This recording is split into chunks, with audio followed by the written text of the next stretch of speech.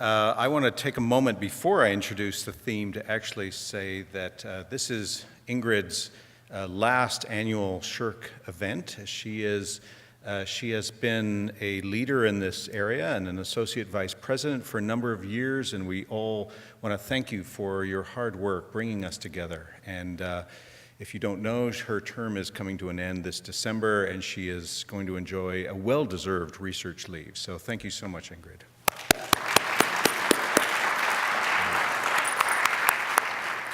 So good afternoon, or good evening.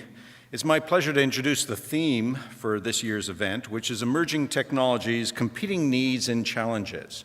Now, coming from philosophy, when I started thinking about what I was going to say on this theme, I suddenly had one of those emperor's new clothes moments when I realized I wasn't sure what emergence was, and I wasn't sure what technologies were, and I certainly wasn't sure what the emerging technologies were that we need or are challenged by. Fortunately, it turns out Wikipedia has a list. It has a list of emergent technologies, so I went through that list to sort of compare it against the things that I thought were important, and I've picked out three sort of clusters that tie to the speakers who I'm going to introduce after I've gone on too long. The first one is an area where there are a number of emerging technologies coming to market, and it's the area of display technologies and virtual reality. Those of you who've been to Best Buy or Future Shop have probably noticed 3D televisions. If you go to the same sort of store in Japan, there's nothing but 3D televisions.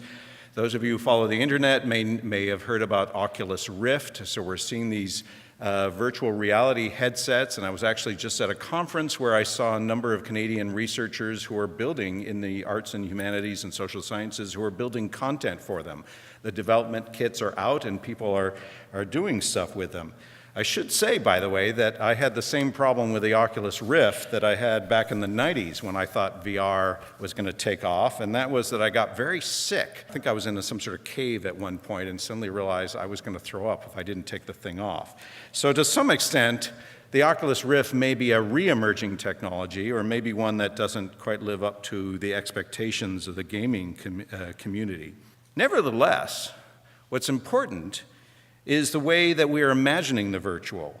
And that's where one of our speakers today, Patricia Buckler, will be talking about the third dimension, immersive virtual environments in educational research and practice.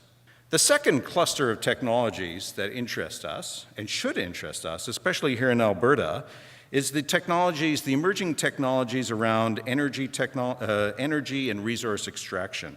The Intergovernmental Panel on Climate Change recently released their fifth assessment titled Climate Change 2014, Mitigation of Climate Change.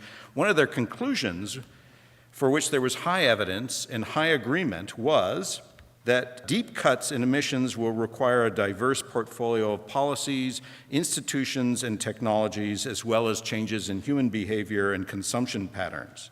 That sounds to me like a call for deep involvement of the social sciences, humanities, and arts. And in fact, we have a number of researchers here already engaged in those things, and Gordon Gao will be talking to us about some of his innovative work around stewarding technology for inclusive innovation. The last cluster of technologies I want to mention goes under the rubric of the Internet of Things. The idea is that soon, and this is a soon that's been soon for a while, so it's the soon, or the not so soon.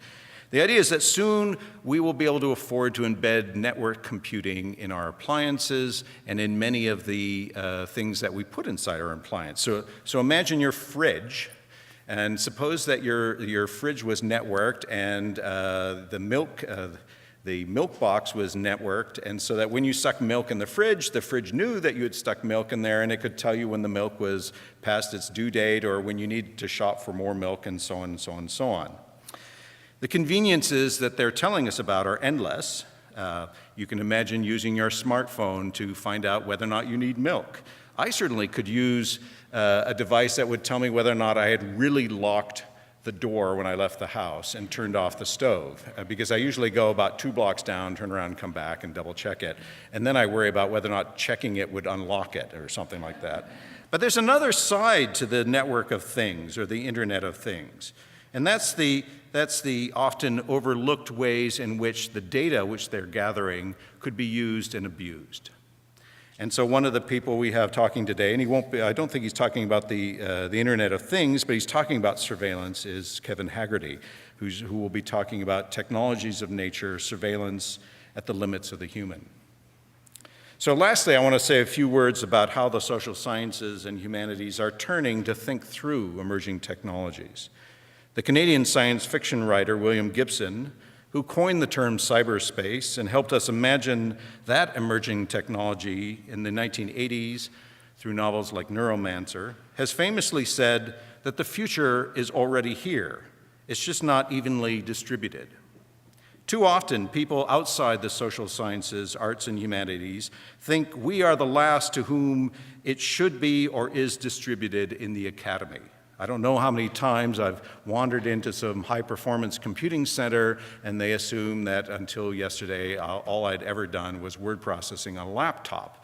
In fact, this is historically not true. We have engaged in computing and other forms of emergent technology.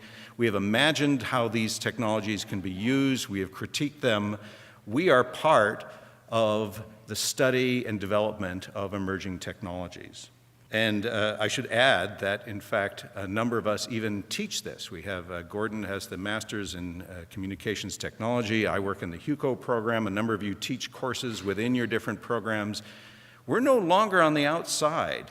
We are part of the Canadian discussion around technologies and their impact on society.